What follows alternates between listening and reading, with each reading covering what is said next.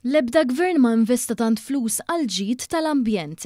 Saħaq dan l-eks-Prim Ministru mexxej Laburista Dr. Joseph Muscat waqt li kienet jiġi intervistat minn Amanda Spiteri Grek fil-programm X-Ray, it-tnejn fil-għaxija fuq One, fl-isfond tal-akbar investimenti ambjentali fl-istorja li tħabbru mill-Prim Ministru Robert Abela, jiġifieri dawk ta' Manuel Island u l-White Rocks.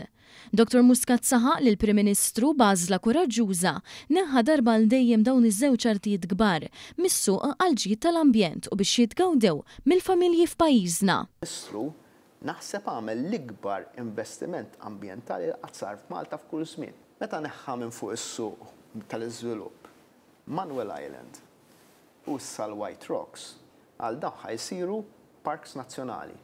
Dak no way in hell li b'xi mod jew ieħor xi darba ħajkunu qed jiġu żviluppati. Jien nikkalkula li dak hemm siwi ekonomiku ta' madwar żgur biljun ieħor, 1000 miljun ieħor. Dawk 1000 miljun investiti fl-ambjent. Nies jifhmuhom in-numri. U nerġa' ngħid, 1000 miljun. Ma naħseb li hawn l-ebda gvern li qatt nefaq tant flus jew irrinunzja għal tant flus għal ġid tal-ambjent. Waqt il-programm l-eks-Prim Ministru wkoll ġie mistoqsi dwar id-deċiżjoni riċenti ta' Tribunal Internazzjonali l-ICC fil-kwistjoni tal-isptarijiet.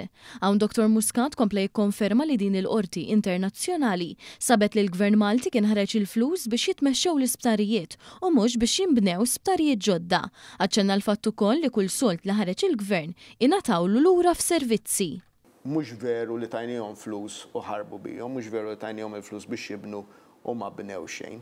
Lill-Gvern bl-istimi kollha li saru b'mod indipendenti ta' dak li ħallas u qalet il-qorti li l-kwalità tas-servizzi kienet waħda tajba, kienet waħda ġusta, il-prezz kien wieħed ġust, anzi li kieku dawk is-servizzi kienu ħajnataw ugwalment mill-Mater Dei kienu ħajiswew 63 miljun iktar.